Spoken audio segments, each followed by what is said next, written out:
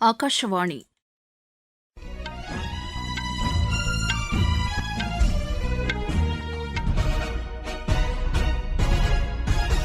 செய்திகள் வாசிப்பவர் வடிவழகி கபிலன். தலைப்புச் செய்திகள்: பிரதமர் திரு நரேந்திர மோடி இன்று தமது ஆஸ்திரேலிய பயணத்தை முடித்துக் கொண்டு நியூசிலாந்து செல்கிறார்.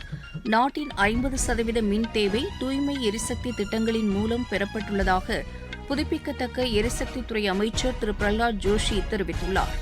மனித வனவிலங்கு மோதல் சம்பவங்கள் தடுக்கப்பட வேண்டியதன் அவசியத்தை மத்திய சுற்றுச்சூழல் துறை அமைச்சர் திரு பூபேந்தர் யாதவ் வலியுறுத்தியுள்ளார். குழந்தைகள் மேம்பாடு மற்றும் கல்வி குறித்து யுனிசெஃப் அமைப்பின் பிரதிநிதி திருமதி சிந்தியா மெக்கஃப்ரியுடன் நித்தி ஆயோக் உறுப்பினர் டாக்டர் ஜோரம் ஆனியா ஆலோசனை நடத்தினார். அமெரிக்கா சர்வதேச சேலஞ்சர் டென்னிஸ் போட்டியில் இந்தியாவின் அங்கிதா ரெய்னா, பிரார்த்தனா தோம்ப்ரே இணை காலிறுதிக்கு முன்னேறியுள்ளது. இனி விரிவான செய்திகள். பாதுகாப்பு, வர்த்தகம், கல்வி உள்ளிட்ட துறைகளில் இருதரப்பு உறவுகளை வலுப்படுத்த இந்தியாவும் ஆஸ்திரேலியாவும் உறுதி பூண்டுள்ளதாக பிரதமர் திரு நரேந்திர மோடி தெரிவித்துள்ளார். தமது ஆஸ்திரேலிய பயணத்தின் கடைசி நாளான இன்று அவர் வெளியிட்டுள்ள சமூக வலைதள பதிவில் அந்நாட்டின் எதிர்க்கட்சித் தலைவர் திரு ஆங்கஸ் டெய்லரை சந்தித்து ஆக்கப்பூர்வமான கருத்துக்களை பகிர்ந்து கொண்டுள்ளதாக தெரிவித்துள்ளார்.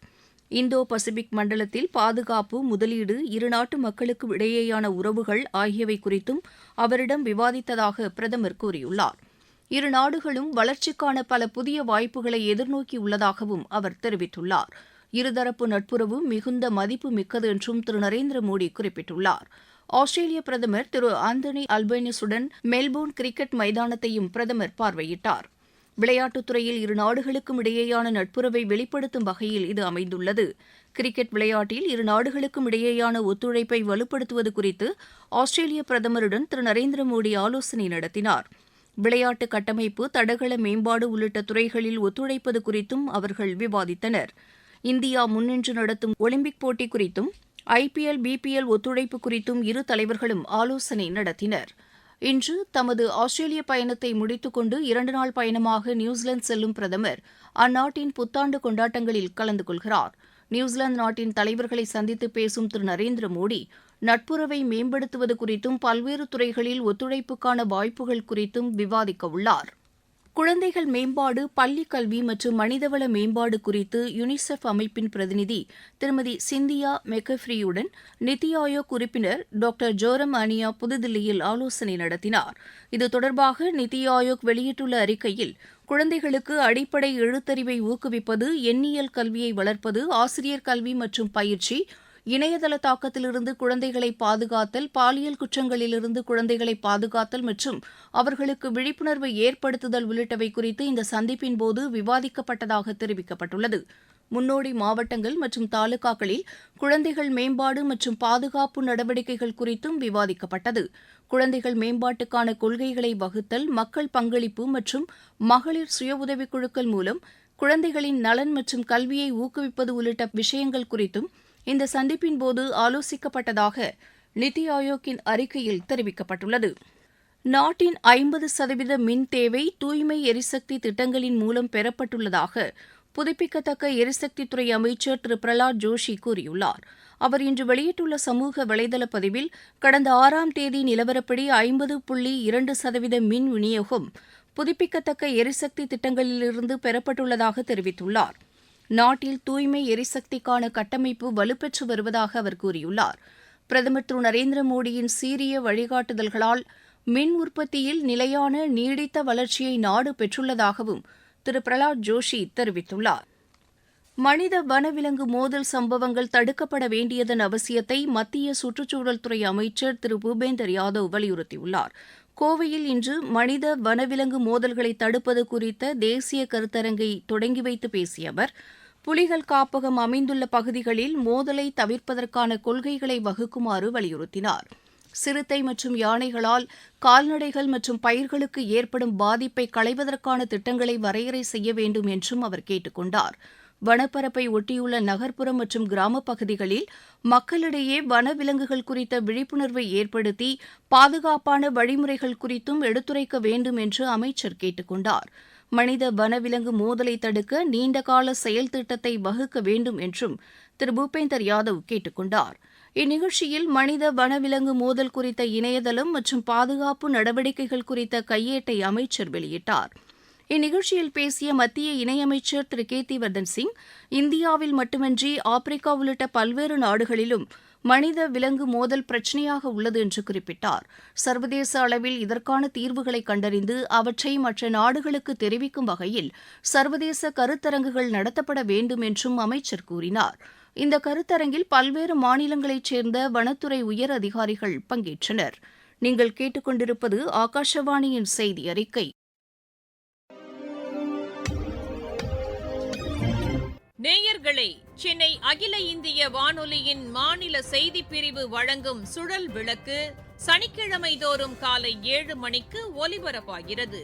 நடப்பு நிகழ்வுகளின் கட்டுரை வடிவிலான இந்த பகுதியில் நாளை இடம்பெறுகிறது பெட்ரோலில் 20% எத்தனால் கலக்கும் E20 திட்டம் குறித்த ஒரு பார்வை. பிரதான அலைவரிசையில் ஒலிபரப்பாக உள்ள இந்த நிகழ்ச்சியை கேட்க தவறாதீர்கள். மகாராஷ்டிரா மாநிலத்தில் பொது சிவில் சட்டத்தை கொண்டு வருவதற்கான வரைவு சட்டத்தை தயாரிக்க உச்சநீதிமன்ற ஓய்வு பெற்ற நீதிபதி ரஞ்சனா தேசாய் தலைமையில் 7 உறுப்பினர்கள் கொண்ட குழுவை முதலமைச்சர் திரு தேவேந்திர பட்னவிஸ் அறிவித்துள்ளார். அம்மாநில சட்டப்பேரவையில் இதனை தெரிவித்த அவர், அரசியல் சட்டம் மற்றும் மாநிலத்தின் அடிப்படை கொள்கைகளின் அடிப்படையில் பொது சிவில் சட்டத்தை இந்த குழு தயாரிக்கும் என்று கூறினார். 6 மாதங்களில் இதுகுறித்த அறிக்கையை மாநில அரசிடம் குழுவினர் சமர்ப்பிப்பார்கள் என்றும் அவர் தெரிவித்தார். அவர்கள் அளிக்கும் பரிந்துரைகளின் அடிப்படையில் பொது சிவில் சட்ட மசோதா தயாரிக்கப்பட்டு குளிர்கால கூட்டத்தொடரில் நிறைவேற்றப்படும் என்றும் திரு தேவேந்திர பட்னவிஸ் கூறினார். பொருளாதார ரீதியாக பின்தங்கியுள்ள குடும்பங்களைச் சேர்ந்த இளைஞர்கள் உயர்கல்வி பெறுவதற்கு உதவும் வகையில் கொண்டுவரப்பட்ட பிரதமரின் வித்யாலட்சுமி கல்விக் கடன் திட்டம் திருப்பத்தூர் மாவட்டத்தில் சிறப்பாக செயல்படுத்தப்பட்டு வருகிறது. இந்த திட்டம் தங்களுக்கு வரப்பிரசாதமாக அமைந்துள்ளது என்று கடனுதவி பெற்ற மாணவி மற்றும் பெற்றோர் எமது செய்தியாளரிடம் தெரிவித்தனர். என் பேர் ஜான்சி. நான் பிஎஸ்சி நர்சிங் படிக்கிறேன். ஃபீஸ் கட்டுறது ரொம்ப கஷ்டமா இருந்துச்சு. இப்போ எனக்கு லோன் கிடைச்சிடுச்சு. 1,50,000 கிடைச்சிருக்கு எஜுகேஷன் லோன். இது என்னோட படிப்புக்கு ரொம்ப ஹெல்ப்ஃபுல்லா இருக்கு. முக்கியமா என்னோட பேரண்ட்ஸ்க்கு ரொம்ப ஹெல்ப்ஃபுல்லா இருக்கு. டாக்டர் பேரு பிரீத்தி. அவங்களுக்கு இன்ஜினியரிங் காலேஜ்ல பிடெக் ஐடி கோர்ஸ் கிடைச்சிருக்கு. அவங்க 1 இயர் முடிச்சிட்டாங்க. இப்போ செகண்ட் இயர் 1 இயர் ஃபீஸ் கட்டிட்டேன். 1 இயர் ஃபீஸ் 2,70,000. 1 இயர் கட்டிட்டு அதுக்கப்புறம் கொஞ்சம் கஷ்டமா இருந்தது. பிஎம் வித்யாலட்சுமி மூலியமா ஆன்லைன்ல அப்ளை பண்ணியிருந்தோம் எஜுகேஷன் லோனுக்காக. அது இப்போ 6,15,000 சாங்ஷன் ஆயிருக்கு. எங்க டாக்டர் படிப்புக்கு நல்ல ஒரு உதவியா இருக்கும். ஈரான் நாட்டின் மறைந்த உயர் தலைவர் அயத்துல்லா அலி கமேனியின் உடல் இமாம் ரிசா வளாகத்தில் நல்லடக்கம் செய்யப்பட்டது. பல்லாயிரக்கணக்கான மக்கள் அவரது இறுதிச் சடங்கில் பங்கேற்றனர். அவரது மூத்த மகனான சையத் முஸ்தபா கமேனி இறுதிச் சடங்குகளை செய்தார். கடந்த பிப்ரவரி மாதம் அமெரிக்கா நடத்திய தாக்குதலில் அயத்துல்லா அலி கமேனி கொல்லப்பட்டார். தமிழகம், கர்நாடகா, கேரளம், நாகாலாந்து, மணிப்பூர், திரிபுரா மாநிலங்கள் மற்றும் புதுச்சேரி, காரைக்காலில் அடுத்த 4 நாட்களுக்கு கனமழைக்கு வாய்ப்புள்ளதாக வானிலை ஆய்வு மையம் தெரிவித்துள்ளது. உத்தராகண்ட் மாநிலத்தில் கன மற்றும் மிக கனமழை பெய்யக்கூடும் என்றும் அந்த மையம் தெரிவித்துள்ளது. தென்மேற்கு பருவமழை ஹிமாச்சல் பிரதேசத்தில் தீவிரமடைந்து வருவதன் காரணமாக மாநிலத்தின் பல்வேறு பகுதிகளில் கனமழை பெய்து வருகிறது. மண்டி, ஷிம்லா, சோலன், கங்ரா, சிர்மாவூர் ஆகிய மாவட்டங்களில் மிக கனமழைக்கான எச்சரிக்கை விடுக்கப்பட்டுள்ளது. இம்மாவட்டங்களில் பள்ளிகள் உள்ளிட்ட அனைத்து கல்வி நிறுவனங்களுக்கும் இன்று விடுமுறை அறிவிக்கப்பட்டது. அமெரிக்காவில் நடைபெற்று வரும் சர்வதேச சேலஞ்சர் டென்னிஸ் போட்டியில் இந்தியாவின் அங்கிதா ரெய்னா, பிரார்த்தனா தோம்ப்ரே இணை காலிறுதிக்கு முன்னேறியுள்ளது.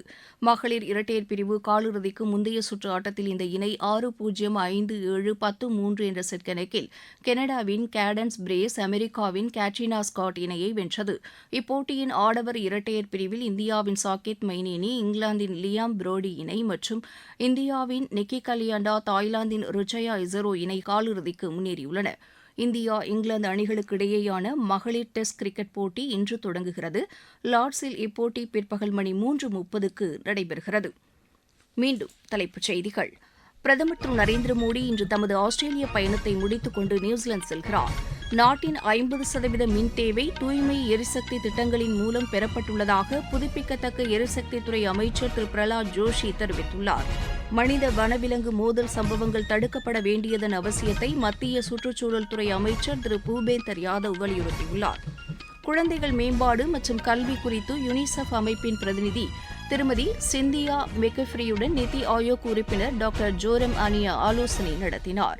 அமெரிக்கா சர்வதேச சேலஞ்சர் டென்னிஸ் போட்டியில் இந்தியாவின் அங்கிதா ரெய்னா, பிரார்த்தனா தோம்ப்ரே இணை காலிறுதிக்கு முன்னேறியுள்ளது. இத்துடன் இந்த செய்தி அறிக்கை நிறைவு பெற்றது.